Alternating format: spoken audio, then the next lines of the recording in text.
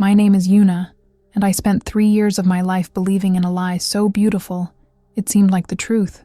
I thought I had found the love of my life, the kind of love that makes you wake up smiling, that makes you believe in happy endings and promises whispered in the early morning hours. But the truth is, I was living a nightmare disguised as a fairy tale. And the worst part, I only realized it when I had completely lost myself.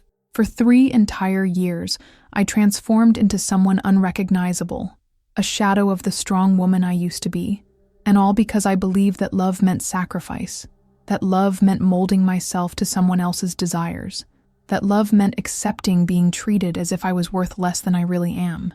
Before I continue, I want to ask you something. If you've ever felt like you were fading away because of someone, if you've ever doubted your own worth because of words that hurt more than any slap, leave a like and subscribe to the channel. I need you to know that you're not alone in this pain. This story isn't just mine. It belongs to thousands of women who are going through or have gone through the same thing, and I want you to know that there's a way out, that there's light at the end of this dark tunnel. And tell me in the comments, have you ever loved someone who made you forget to love yourself?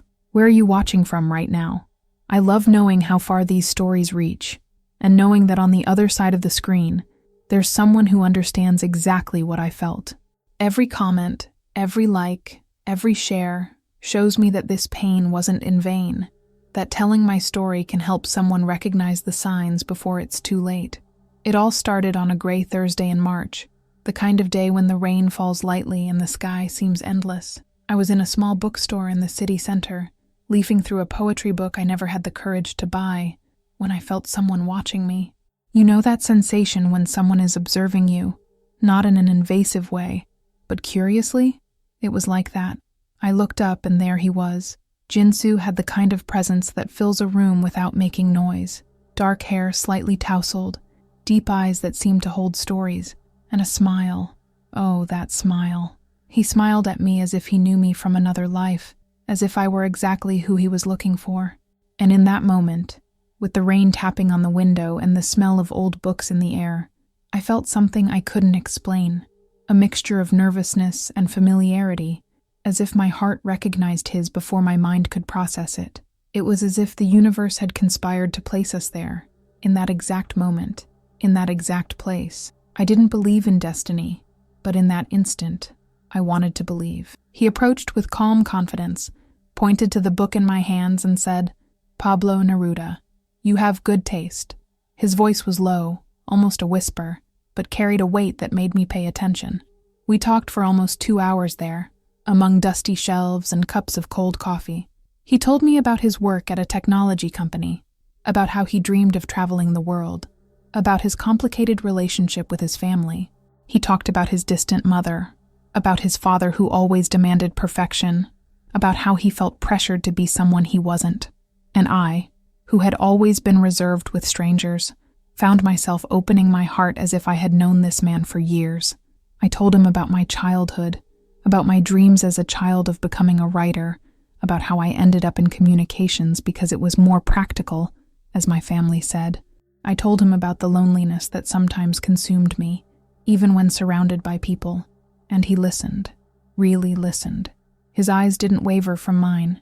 His responses showed he was present, that every word of mine mattered. When we said goodbye, he asked for my number with a shyness I found adorable. "I want to really get to know you, Yuna," he said, and the way he pronounced my name, slowly, carefully, as if each syllable mattered, made me believe that perhaps, finally, I had found someone special. He saved my number in his phone, and before leaving, looked back one more time and smiled. That smile stayed with me all day. I went home floating, feeling seen in a way I had never felt before. That night, lying in bed, I couldn't stop thinking about him. I relived every moment of the conversation, every look, every word, and a part of me, that part that had been hurt before and had learned to be cautious, whispered, "Careful, don't give yourself away so quickly."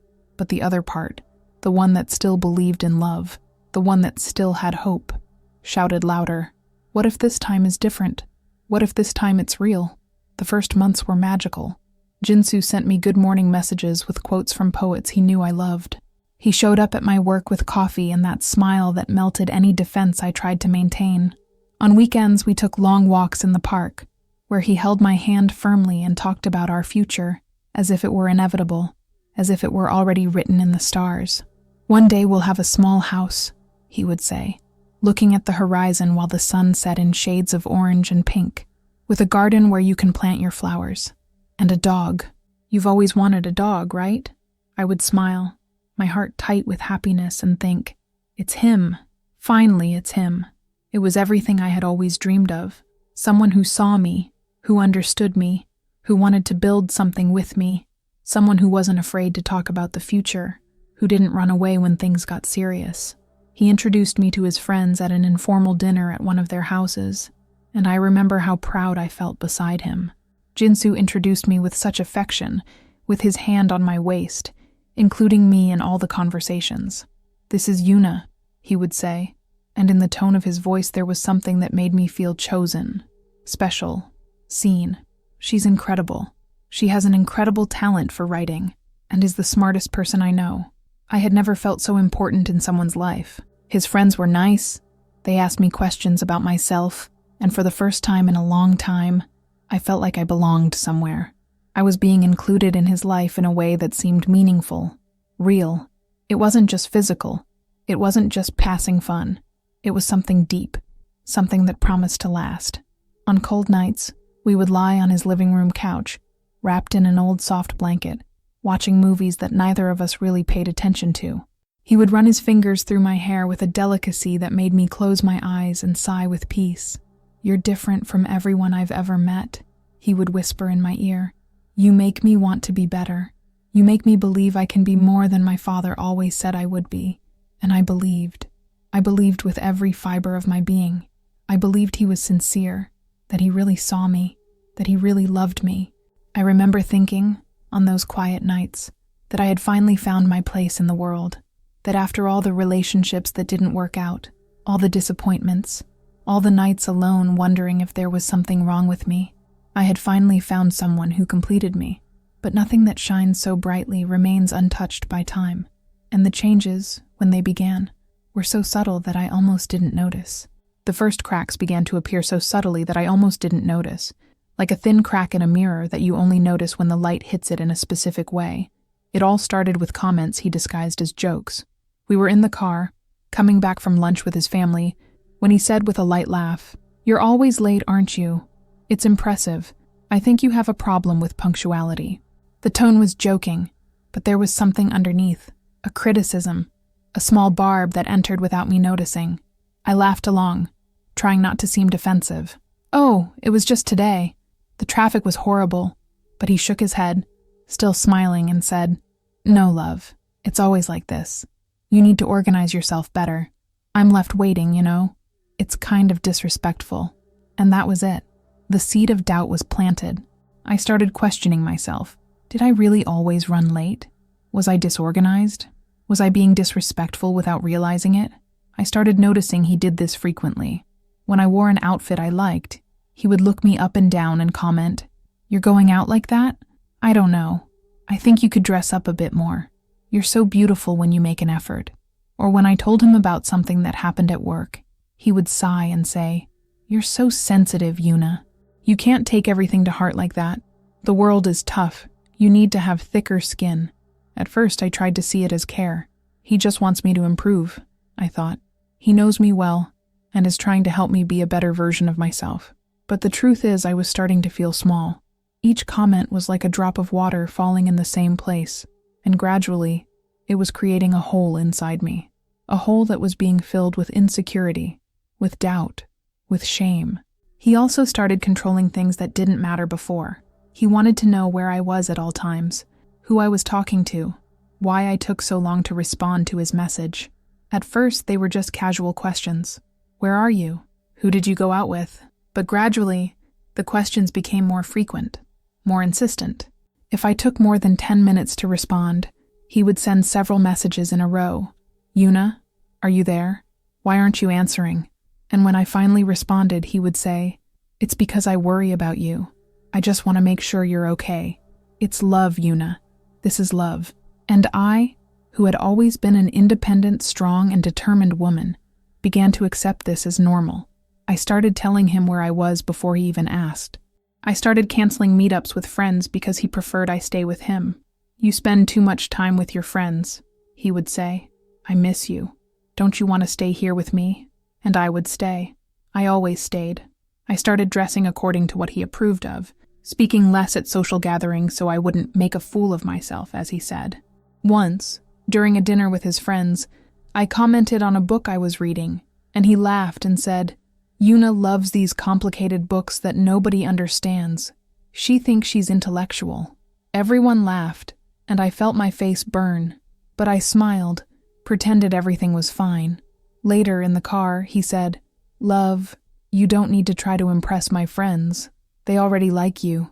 Just don't force it so much, you know? It comes across as kind of artificial." And I, once again, believed he was right, that I was forcing it, that I was trying to be something I wasn't. I was fading away, and the worst part? I didn't even notice.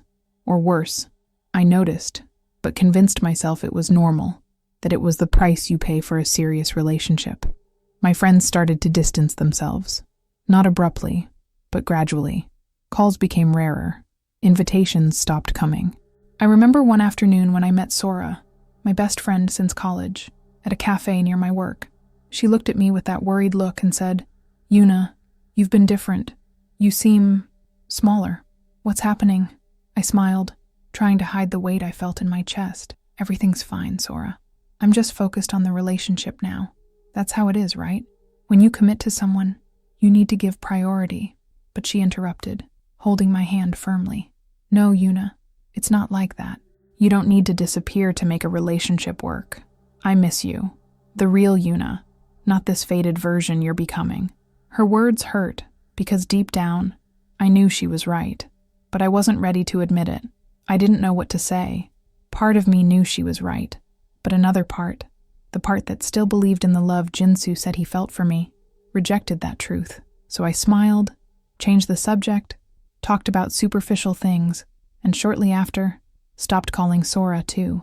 After all, Jinsu had said that Sora was too dramatic, and that she tried to create problems where there were none. And I believed him. But everything collapsed that Saturday night. It was Jinsu's boss's birthday dinner, an important event where he wanted to make a good impression. He asked me to go with him, and I was happy. After all, it had been a while since he included me in commitments like this. In recent months, he had started going alone to work events, saying they were boring and that I wouldn't have fun. But this time he invited me. "Wear something elegant but discreet," he said. "Nothing too flashy. You know how it is. Work people are kind of conservative." I spent hours choosing the right dress. I tried on 5 different options before deciding on a simple, elegant black dress that made me feel beautiful without being excessive. I carefully styled my hair, applied light makeup, chose discreet jewelry. When I looked at myself in the mirror, I felt a hint of confidence, something I hadn't felt in a long time. "You look beautiful," I told myself, and for a brief moment, I believed it. The restaurant was one of those expensive ones, with low lighting, candles on the tables, and a sommelier who talked about wines as if they were works of art. I was nervous, but determined to do well. I wanted Jinsu to feel proud of me.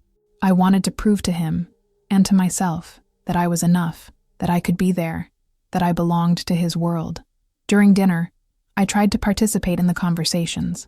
I listened carefully when his boss talked about the company, about market challenges, about expansion plans. When his boss mentioned a new project to expand the company to international markets, I commented on an article I had read about growth strategies in saturated markets. It was something relevant, interesting, and I spoke confidently. I recently read about how some technology companies are using local partnerships to overcome cultural and regulatory barriers. It seems to be a promising strategy but before I could finish, Jinsu interrupted me. He laughed, that kind of loud laugh that draws attention, and looked at his friends around the table. "Oh, never mind," he said, with a smile that didn't reach his eyes. "Yuna doesn't really understand these things. She's kind of useless with business. Better she sticks to her own thing." Time stopped. I felt the blood rush to my face, my heart race, my breath catch in my throat. Around me, laughter echoed. They weren't malicious laughs. They were laughs from people who didn't know the weight of those words, who thought it was just a harmless joke between a couple. But for me, every sound was a stab. I tried to smile. I tried to pretend everything was fine, that it was just a harmless joke, that I also found it funny. But inside, I was falling apart. My hands trembled under the table. My eyes burned with tears I couldn't let fall, because if I cried there in front of everyone, I would only confirm that I was too sensitive, too dramatic, exactly as he always said. I looked at him, hoping he would realize the damage he had done, hoping he would see the pain in my eyes and retract his words. But Jinsu simply continued talking, laughing, as if nothing had happened, as if he hadn't just humiliated me in front of people I barely knew, as if those words hadn't just destroyed me. That night, sitting at that table, surrounded by people, I had never felt so alone in my life. I felt invisible. No, worse than invisible. I felt despicable. As if I was worth nothing. As if my opinion didn't matter. As if I were just a pretty accessory he took to events. But who should stay quiet and let the adults talk? The rest of the dinner passed in a blur. I could barely pay attention to what was being said. I just smiled mechanically, nodded when it seemed appropriate, and counted the minutes until we could leave. When we finally left the restaurant, I had hoped he would realize, that he would apologize, that he would acknowledge he had gone too far. But in the car, on the way back, he was in a good mood, humming along with the radio, as if nothing had happened. "It was a good dinner, wasn't it?" he said. I think I made a good impression. I didn't respond. I just looked out the window, watching the city lights pass by, and wondered how I had gotten there. What he didn't know, what nobody knew, is that I had left my phone recording short videos on the table. I liked doing this at special events, capturing small moments to review later, to keep memories. And that moment, those words, that laugh, everything was recorded. The camera had captured the exact moment he interrupted me, his tone of voice, the laughter of the others, and if you looked closely, you could see my face, the way my smile disappeared, the way my eyes filled with tears I forced myself not to let fall. Everything there, recorded, indisputable. In the following days, I could barely function. I woke up in the morning with a heavy body, as if I had spent the whole night fighting with myself, and I had. My thoughts were an infinite cycle of self-destruction. Why am I like this? Why can't I do anything right? Maybe he's right. Maybe I really am useless. Maybe I really don't understand anything. Maybe I should just stay quiet. I looked at myself in the mirror and didn't recognize the woman I saw there. Where was the Yuna who entered that communications college with so much pride? The Yuna who got excellent grades, who was intern of the year, who got an incredible job right after graduation. The Yuna who traveled abroad alone at 23 because she wanted to prove to herself she was capable. The Yuna who wrote brilliant articles that her bosses loved. She had disappeared. And in her place, there was only a shadow, a faded, silent version, who was afraid to exist fully, who was afraid to take up space, who was afraid to be seen. I spent sleepless nights, wrapped in the blanket, with the pillow wet from so much crying. The questions didn't stop. How did I let this happen? How did I allow someone to make me feel so insignificant? How did I let someone convince me I was worth less? Shame consumed me. It wasn't just shame about what had happened at that dinner. It was shame about myself, for having accepted it, for having stayed, for having believed that was love. Shame for having become so small, so submissive, so different from the woman I used to be. Jinsu didn't even apologize. When I mentioned the dinner the next day, he sighed impatiently and said, "You're being dramatic, Yuna. It was just a joke. Everyone laughed. Nobody took it seriously. Why do you always turn everything into a problem?" And once again, I felt guilty. Maybe I really was exaggerating. Maybe the problem was me. Maybe I really was too sensitive. But there was something inside me, a small, almost inaudible voice that whispered, "No, you don't deserve this. This isn't normal. This isn't love." But I still wasn't ready to listen to that voice. Not yet. I stopped eating properly. I lost weight. My clothes became loose. My face became pale, and there were permanent dark circles under my eyes. My mother called worried, asking if everything was okay. and I lied with forced cheerfulness. "Everything's great, Mom. Just tired from work. You know how it is. The end of the quarter is always busy." But she knew. Mothers always know. She said, "Yuna, you don't seem like yourself. When was the last time you really laughed?" And I quickly changed the subject, because I had no answer to that question. I couldn't remember the last time I had felt light, happy myself. My coworkers also started to notice. I, who had always been communicative and full of ideas, who was always the first to raise my hand in meetings, who always brought creative proposals, now spent my days in silence, avoiding meetings, avoiding eye contact. My boss even called me for a private conversation and asked if I needed a few days off, if everything was okay at home. "You're not the same anymore, Yuna," he said, with genuine concern. "You've always been so brilliant, so full of energy. Now it seems like you're just faded." I said everything was fine, that it was just tiredness, that I would soon be back to normal. But the truth is, I didn't know what normal was anymore. I didn't know who I was anymore. 3 weeks after that night, I was cleaning out my phone gallery, trying to free up space, delete memories that hurt too much to keep. That's when I found it. The video. My hand trembled when I clicked to play it, and there was everything. My voice talking about the project, animated, confident. And then, his interruption, the laugh, the words, kind of useless with business, and the laughter of the others, and my face, that exact moment when my smile died. Watching that was like reliving the pain in slow motion, but it was also liberating, because it was no longer just a memory in my head, something I could question or distort, something he could deny or minimize. It was real. It was there, recorded, indisputable. Proof that I wasn't crazy, that I wasn't exaggerating, that it really had happened and had been as horrible as I remembered.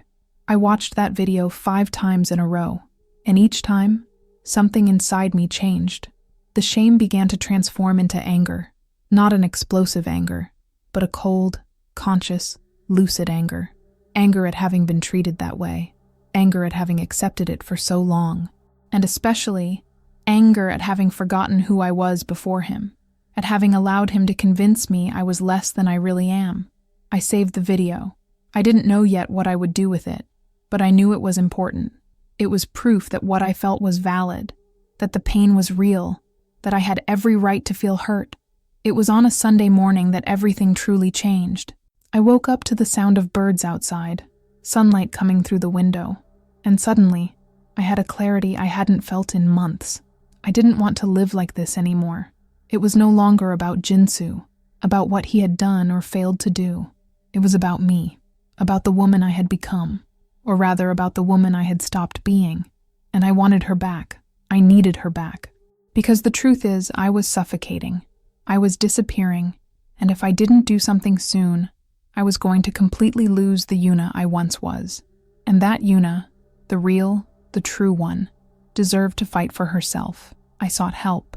I started seeing a professional who specialized in relationships and self-esteem, and those sessions became my safe haven. She helped me understand the patterns I had accepted, the red flags I had ignored, the warning signs I had normalized. She asked me difficult questions. Why do you think you needed to diminish yourself to be loved? Where does this belief come from? When was the first time you felt you needed to be less to be accepted? And I began discovering. I discovered that since childhood I had learned that love meant sacrifice, that to be loved, I needed to be convenient, docile, small, that to not bother anyone, I needed to mold myself to others' desires. I discovered that I carried old wounds, from past relationships, from family dynamics, from messages society gives us about how a woman should be, and that Jinsu only reopened those wounds, threw salt on them, and convinced me I deserved that pain. And I discovered that healing those wounds was the only way to truly free myself, to rebuild myself from the inside out. I started going out again with the friends I had abandoned. I called Sora, apologizing for having distanced myself, for not having believed her when she tried to warn me, and she cried on the phone. "I missed you so much," she said, her voice choked with emotion. "I was so worried. I didn't know what to do, how to help you." And we laughed and cried together, like in the old days, and it was like finding a part of myself I had lost. I started taking care of myself again. I went back to the gym, Not because I wanted to lose weight or please anyone, but because I wanted to feel strong. I wanted to feel my body capable, powerful. I bought clothes I liked, not clothes he approved of. Vibrant colors, bold patterns. Everything he said was too flashy. I went back to reading poetry, to writing in my journal, to doing things that made me feel alive.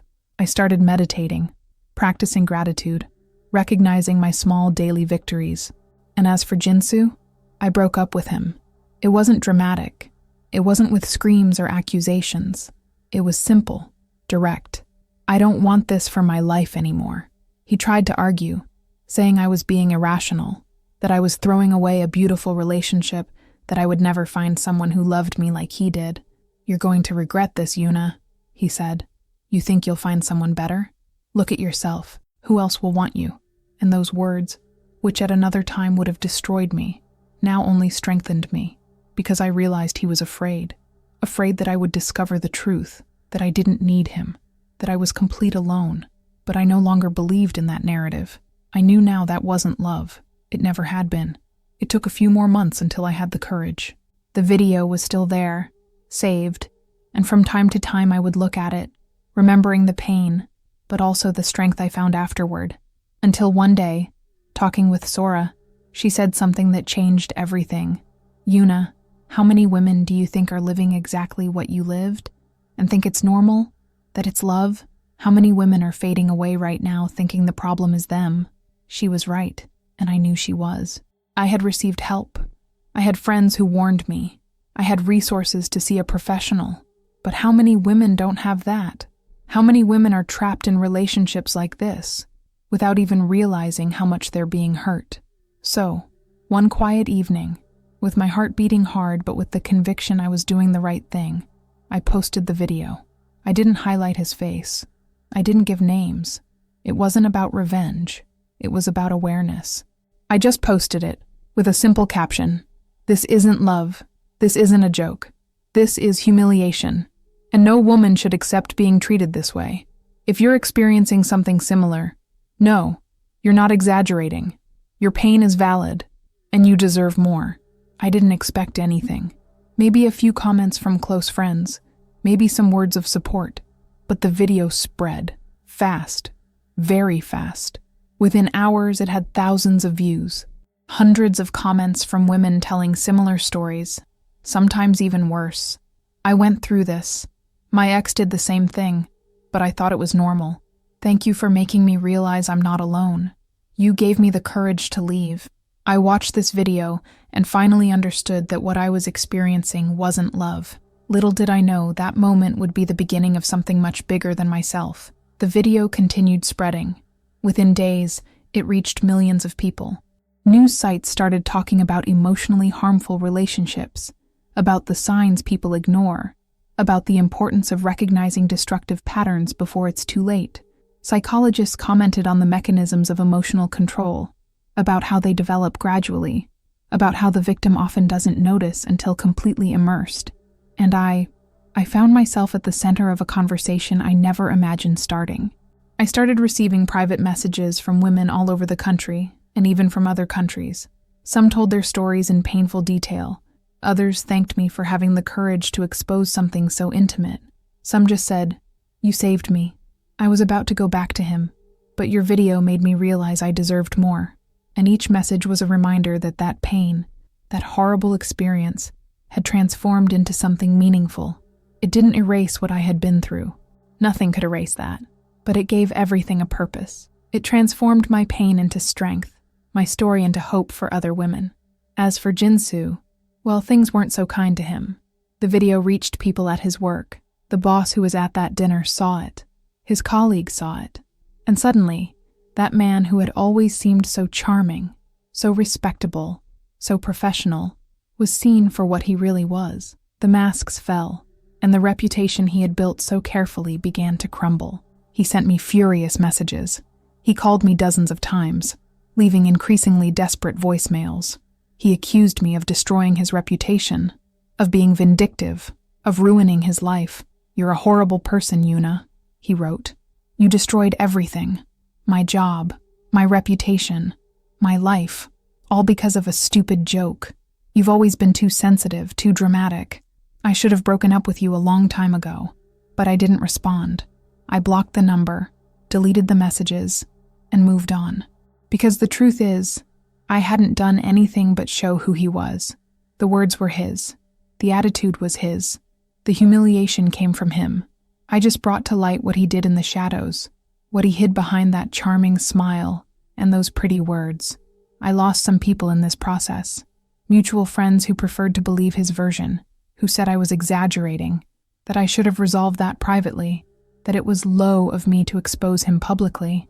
People who judged me for airing dirty laundry in public, as if my pain were something shameful that should be hidden. But I gained something much more valuable. Respect. First from others, from women who saw me as brave, who thanked me for giving voice to what they felt but couldn't express. And then, finally, my own respect. The respect for myself that I had lost over those 3 years. The months that followed were of reconstruction. It wasn't easy. It wasn't fast. It wasn't linear. There were days I woke up feeling strong, invincible, ready to conquer the world. And there were days I woke up wanting to go back, to believe that maybe I had exaggerated, to message him apologizing. But it was real. It was genuine. It was mine. I learned to be alone without feeling lonely. I learned that loneliness and solitude are different things. One is empty and painful. The other is full and restorative. I learned that I don't need anyone's validation to feel complete, that my completeness comes from within, not from outside. I learned that true love doesn't diminish, doesn't control, doesn't shame. True love makes you grow, gives you wings, encourages you to be the best version of yourself. Not the convenient version, but the authentic version. I went back to writing, something I had abandoned years ago when Jinsu said my texts were pretty, but kind of pointless. I started a blog where I shared reflections on self-esteem, healthy relationships, the journey of finding yourself again after losing yourself. And people started following me, commenting, identifying with my words. The blog grew. I started receiving invitations to give talks, to participate in podcasts, to write articles about my experience. And each opportunity was proof that I had something valuable to say, that my voice mattered, that my ideas had value. I made new friendships. I met incredible women who were also rebuilding themselves, who had also gone through harmful relationships, who were also learning to love themselves again. And together, we formed a support network that strengthened me every day. We met once a week, shared our victories and struggles, cried together and laughed together. And I realized there was something deeply healing about being surrounded by women who understand you, who don't judge, who celebrate your growth. I went back to doing things I loved and had abandoned. I danced. Not professional dancing, just dancing freely in my room, with the music loud, feeling my body move without judgment. I traveled alone, first small weekend trips, then bigger trips. I went to deserted beaches, to high mountains, to cities I had always wanted to visit. And in each place, I left a piece of the old pain and brought back a piece of the real Yuna. I bought that Pablo Neruda book I was looking at the day I met Jinsu. But this time, I didn't let any man taint those pages. They were just mine. I read each poem slowly, underlined verses that touched me, wrote notes in the margins.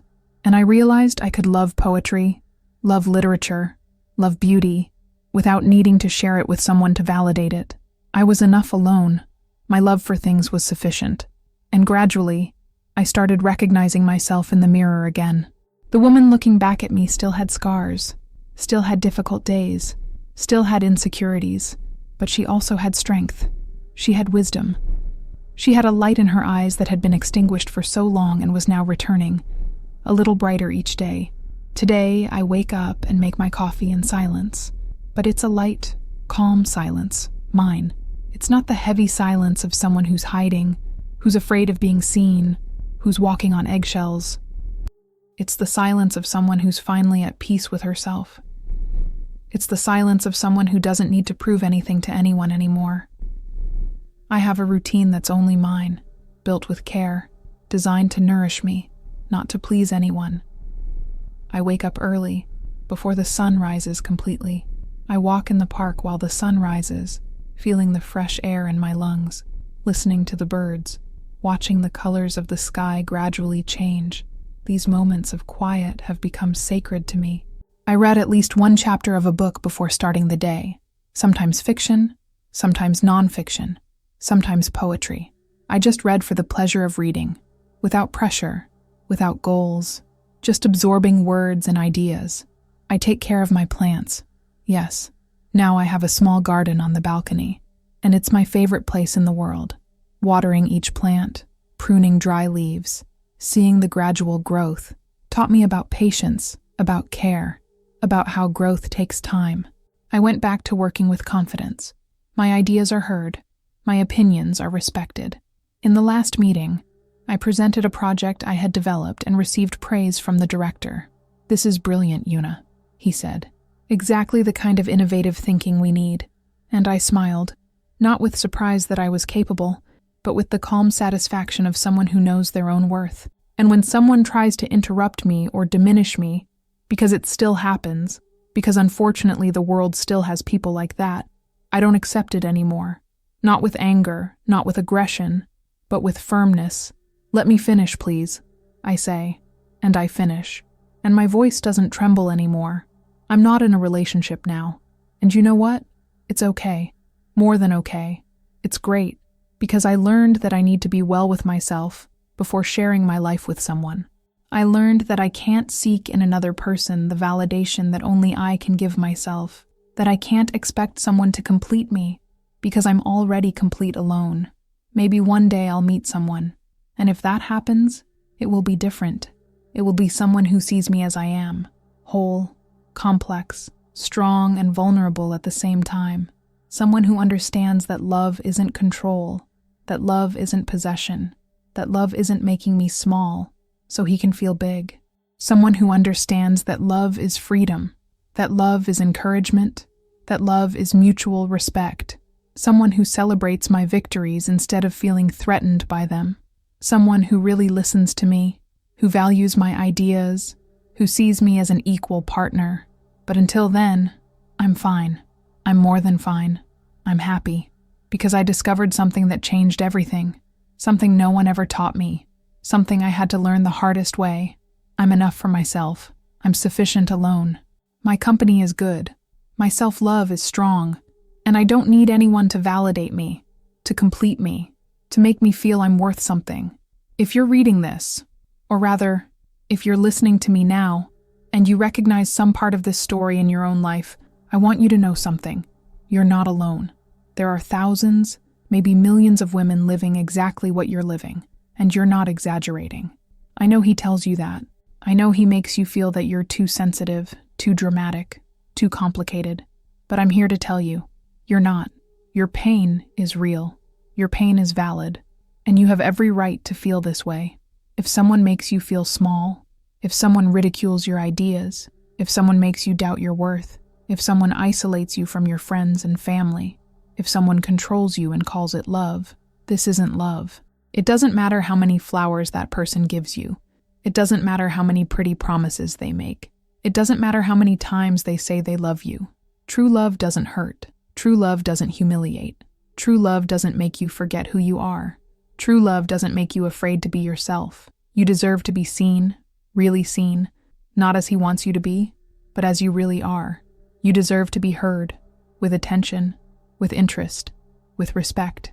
You deserve to be loved exactly as you are, without needing to diminish yourself, without needing to be silent, without needing to transform into someone convenient.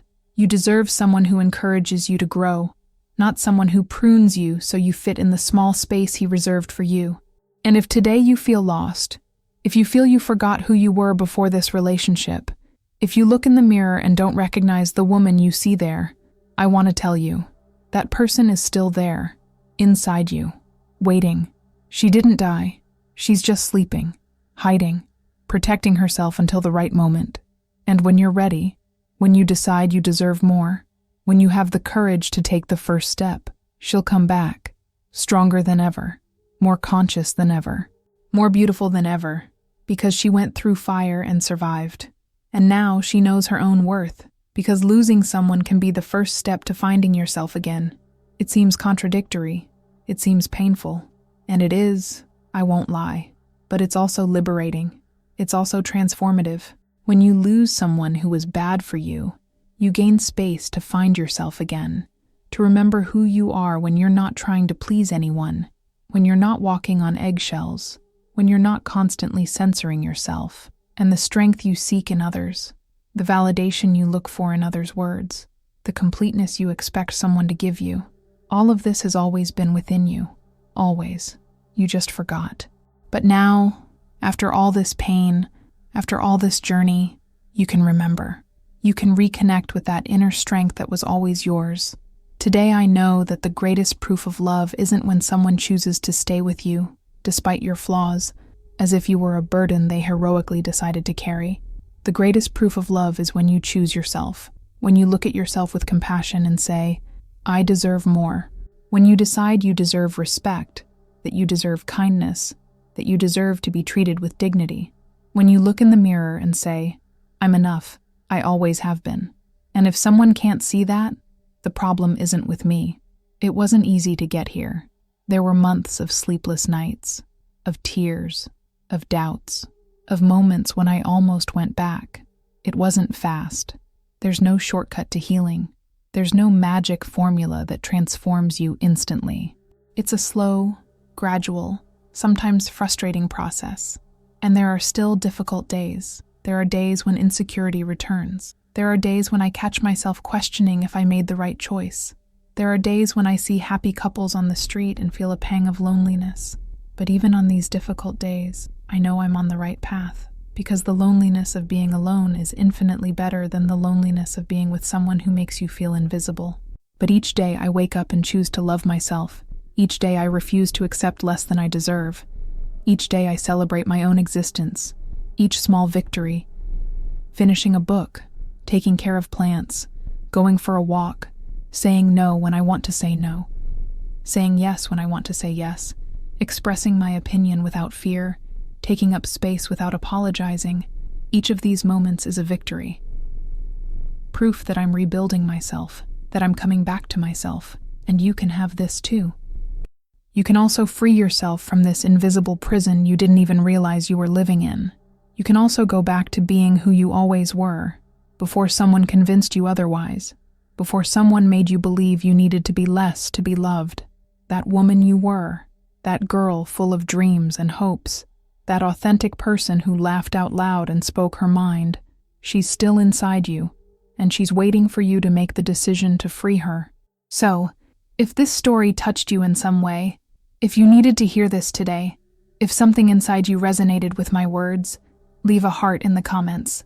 Tell me your story, if you feel comfortable, or just leave a sign that you're there, that you heard me, that you understood.